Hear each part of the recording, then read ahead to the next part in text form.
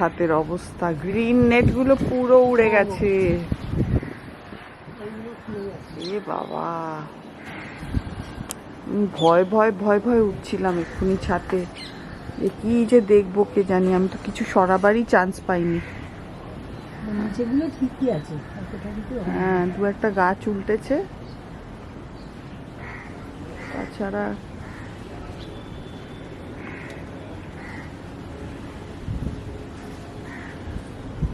Thank god কিছু হয়নি। কিন্তু আরো তো বৃষ্টি হবে নাকি?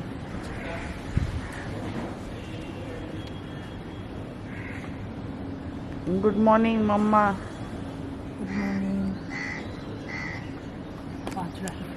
Good morning and welcome to another refreshmental morning. Shotti refreshmental. Finally it came. Finally the rain has come and quenched our thirst. বাপ রে বাপ। তোমার কাকাতুয়া ঠিক আছে? হ্যাঁ, কাকাতুয়া ঠিক আছে, টিয়া পাখি ঠিক আছে, টিয়া পাখিও ঠিক আছে। আমি এগুলোই ভয় পাচ্ছিলাম। সবই ঠিক। এই যে কাকাতুয়া, ককটু, এই যে টিয়া পাখি against the light দেখা যাচ্ছে না।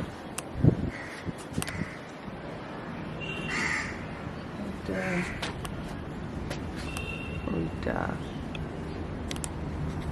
ওর এই বার্ডস গুলো ভয় লাগছিল, এগুলোই যাবে বোধহয়। এইগুলো সব ঠিক আছে।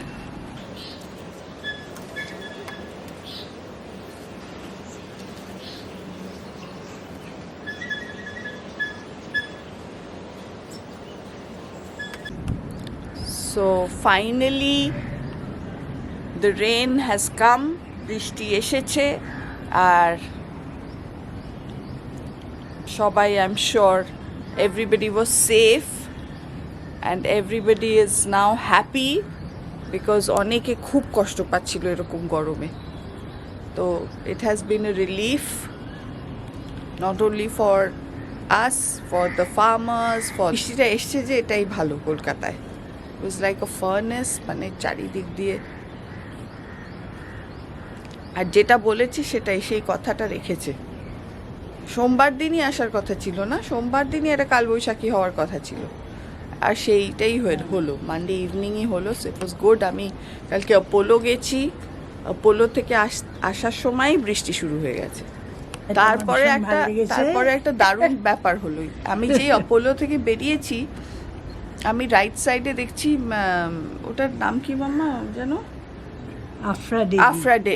আফরা ডেলিতে ওই যে রাইট সাইডে একটা বাইরে বসার একটা স্পেস আছে, ওখানে হঠাৎ দেখছি একজন মাম্মার মতন একজন লেডি, মানে looking for a place to sit down. আমি ভাবছি কি হলো, মাম্মা এখানে কি করে? মাম্মাকে তো আমি আমার বাড়িতে বেডরুমে টিভি চালিয়ে এসি ফেসি চালিয়ে চলে এসছি, আমি তো এখন ক্লিনিক করতে এলাম, মাম্মাকে বাড়িতে রেখে। ও মা, একটু পরে দেখি, কাছে গিয়ে দেখি যে ওটা mamma, and she was wearing something, যেই জামাটা মানে আমার বাড়িতে আসার পরে পরেনি তখন অবধি, কালকে অবধি। সো আমি কাছে গিয়ে দেখি ওর, মাম্মা কি করছো তুমি? দেখি কৃষ্ণা কাকি বলে মাম্মার যে বন্ধু আছে, কৃষ্ণা কাকি নাকি মাম্মাকে বলেছে আগে সল্ট লেকে আসছিল, চল একটা কফি খেতে যাবি?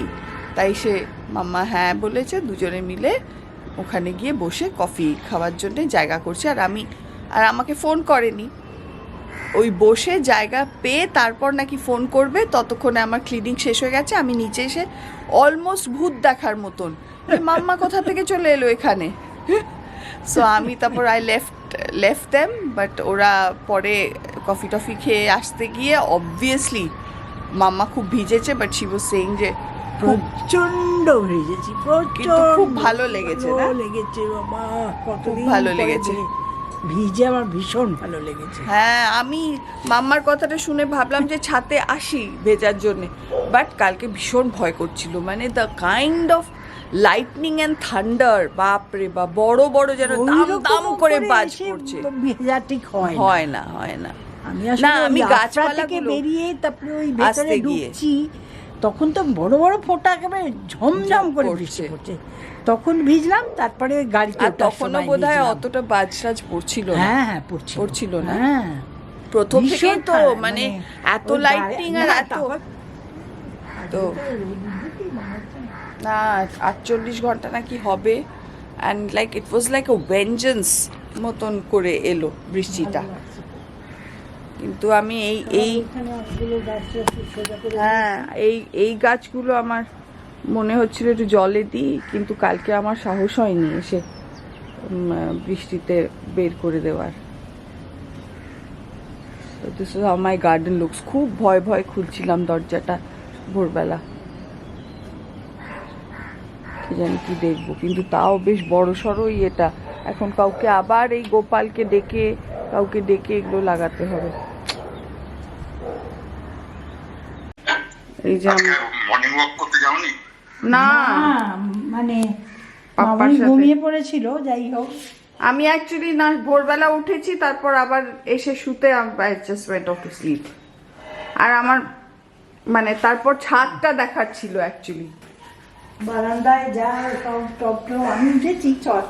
ভালো ওয়েদার বললে দেখো কে এসে গেছে। আরে আমি ডিফল্ট ব্লগের আমার তুলিস না। এসে গেছে বর্ণালী আজকে ভোর ভোর একটুখানি আমার গার্ডেনটা দেখতে, অনেকগুলো ছবি তুললো। She's so super excited about my garden. I have seen always actually super excited about everything, and that's what actually makes me so close to her, because eto enthusiastic about the smallest of things যে আমার সেটাই actually attract করে, and that's how we became friends even way back in college. হ্যাঁ, so এসে গেছে কি না একটু ওয়েদারটা ভালো। Oh by the way her daughter has done terrifically well in ISC. ওটারও actually it calls for a celebration. She's done fabulous. খুব ভালো করেছে ISC তে তিয়ানা। দুনিয়ার কাছে চলে গেছে। হ্যাঁ, ভালো হলো তো। এই যে সব এখানে বসে এখন আড্ডা মারা হচ্ছে, মানে এটাই রিটায়ার্ড লাইফ, বুঝলি তো। আজকে অনির্বাণ নেই কিছু দিন। আমার ওই স্ট্রাইপস গুলো white blue, that's I used to just see that. A huge balcony. Please don't. আইয়ো, এরা সব এরকম অসভ্যতা করে। So the morning was very nice. Barnali এলো, আড্ডা বাড্ডা হলো, আরও যেতে যেতে প্রায় 10:30 বেজে গেল। আর আমরা তারপর চান টান করে we sort of got ready, and now we are here down. It's 1:30. সব লাঞ্চ খেতে নেবেছি। গৌতম তো খেয়ে নিয়েছে আগেই। এখন আমি আর মাম্মা লাঞ্চ খেতে নেবে। কি খাচ্ছি আজকে আমরা দেখা যাক। শশা খাওয়াচ্ছি খুবই প্লেন মাম্মাকে।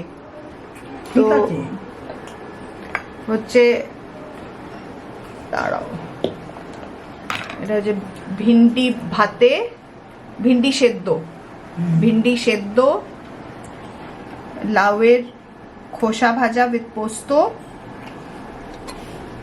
তারপর আছে ঝিঙে আর আলু দিয়ে আর সর্ষে বাটা দিয়ে একটা চিংড়ি মাছ, আর হচ্ছে তেলাপিয়া মাছের ঝাল, আর রাইস আর শশা। দই ফই তো আছে পরে যদি টক দই খায়।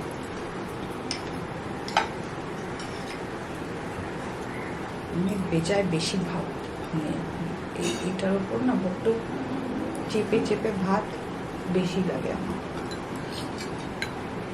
দেবো তোমার সাইডে এটা?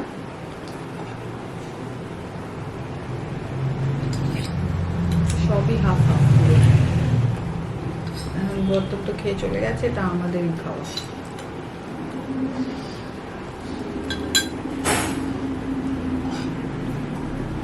চামচ দিয়ে খেলে, হাত দিয়ে খেলে তৃপ্তি হয় বেশিও খাওয়া হয়ে যায়।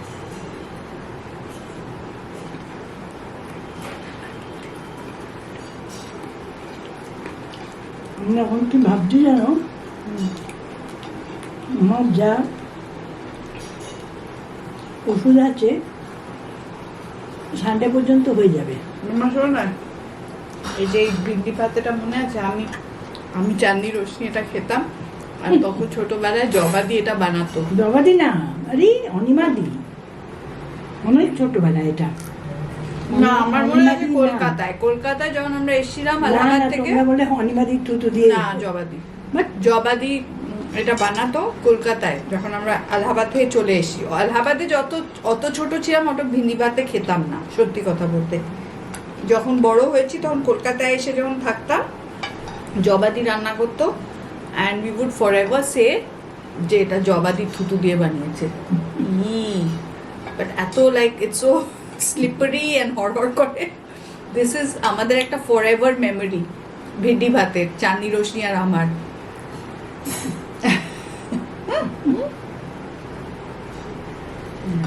বিড়াল ফেরাল আসে, আমাদের তো একতলার বাড়ি না। খুব ভালো রান্না হয়েছে সন্ধ্যা। কালকে সন্ধেবেলার বৃষ্টিটা এতই রিলিভিং যে আজকে আমি 4:15 বাজে আর আমি আমার অফিসের চেম্বারে যাচ্ছি আর চুলটা খুলতে পেরেছি, আর অতটা গরম হচ্ছে না। আর নাম্বার 2 হচ্ছে এই যে দেখাই, যে এখানে ঘুমোচ্ছে উইদাউট দি এসি।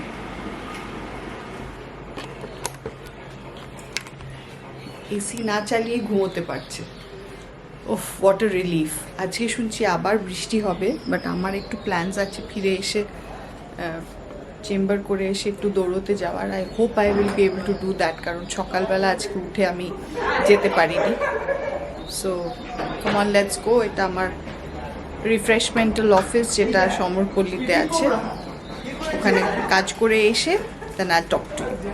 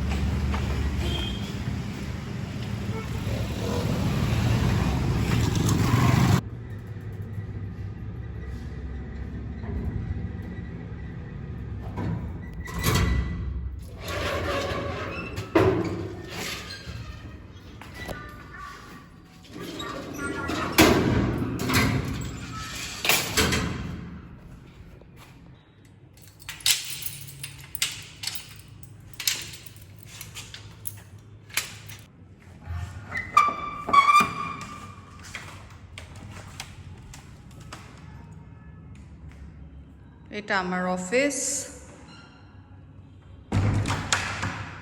এখানে আমি বেশিরভাগ বাচ্চাদের প্লে থেরাপি করি, বড়দেরও দেখি। এটা আমার টিপিক্যালি একটা প্লে রুম, যেখানে বাচ্চারা এইসব টয়েস দিয়ে খেলে।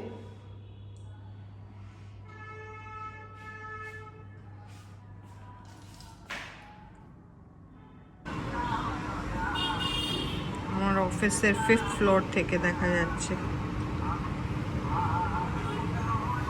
খুব সুন্দর লাগে। That's the blue bridge, walking bridge, যেটা দিয়ে আমি হেঁটে হেঁটে আসি।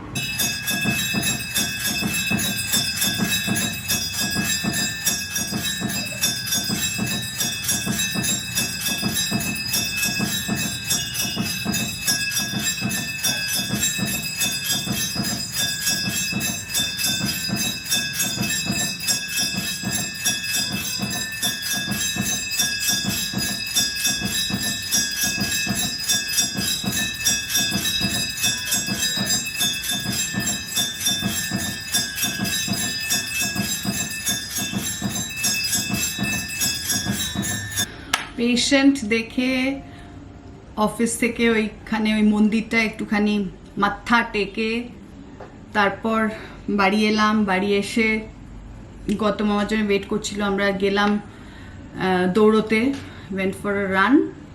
আর আমি তো অনেক বেশি রান করি, ও কয়েকটা রাউন্ড রান করে ও চলে গেল মার সাথে দেখা করতে, আর আমি কয়েকটা 10টা রাউন্ড মেরে দৌড়ে তারপর বক্স জাম্প করে আরও এক্সারসাইজ করে স্টেপ আপস বক্স জাম্প এসব করে তারপর এলাম। মাম্মা ওই ঘরে টিভি দেখছে। তো আজকে এমনিতে ভেবেছিলাম একটু বাইরে যাব কোথাও, মাম্মাকে একটু বাবল অ্যান্ড টি বলে একটা টি কফি শপ এরকম বর্ণালী আজকে সকালে বলে গেল, তো ভাবলাম যাব। বাট দেন আজকে অলরেডি একটা খুব সুন্দর নুডলস বানিয়ে গেছে সন্ধ্যা বাড়িতে, তো ভাবছি ওটাই খাই।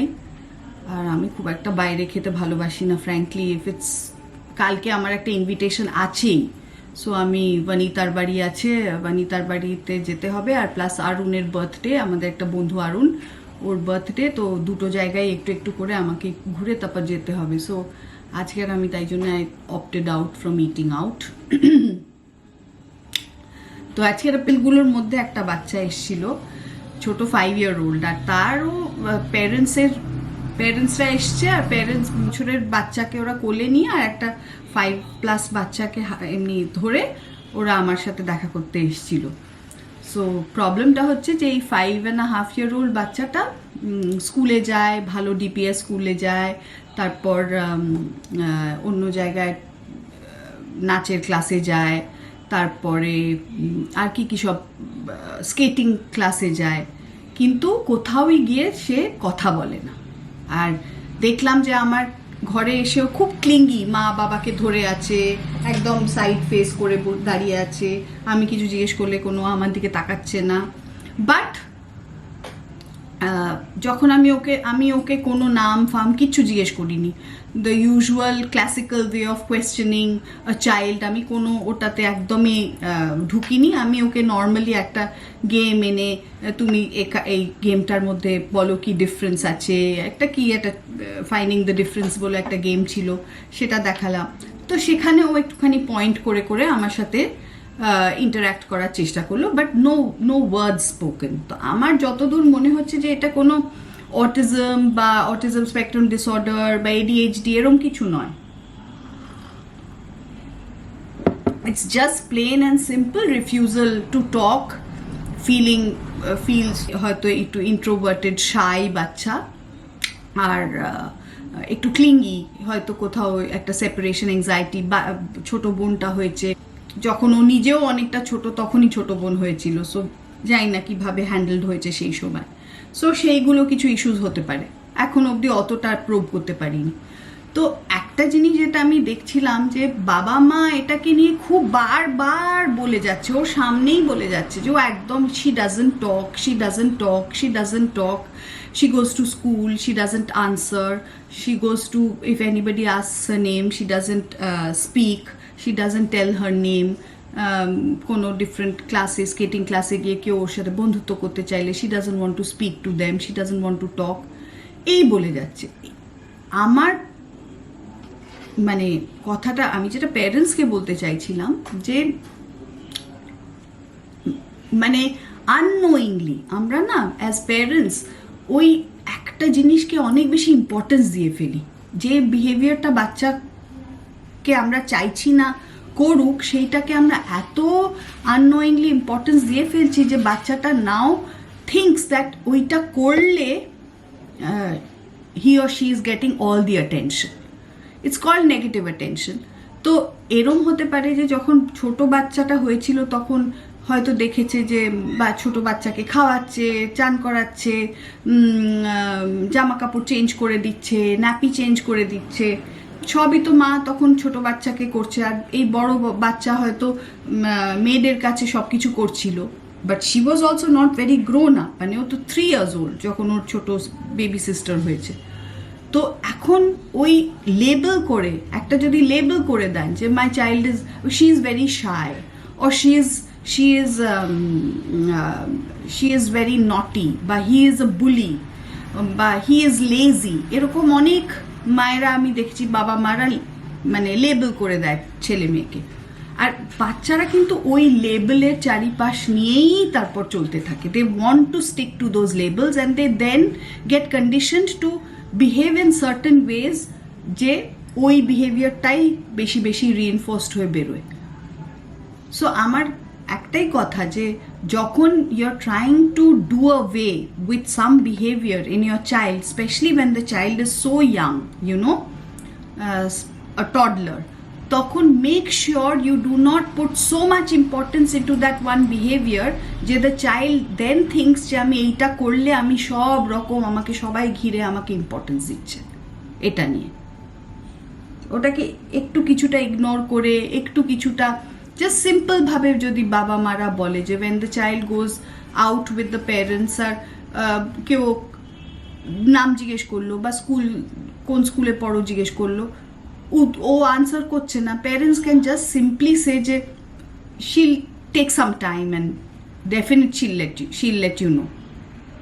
তো এইটা যখন বললো তখন বাচ্চাটা ফিলস রিঅ্যাশিওর্ড, বাচ্চাটা ফিলস যে বাহ, আমার parents they understand my anxiety or they understand my nervousness and they're giving me time, they're not rushing me up. This is very important. এটা একটু মাথায় যদি প্যারেন্টসরা রাখেন যারা ছোট ছোট বাচ্চাদের নিয়ে ডিল করেন, I think it helps a lot. তো এই আবার এই কথা বলতে বলতে ফ্যান অফ করে কথা বলছি বলে আরও বেশি সোয়েটিং হলো। যাই, let me freshen up, then will dinner.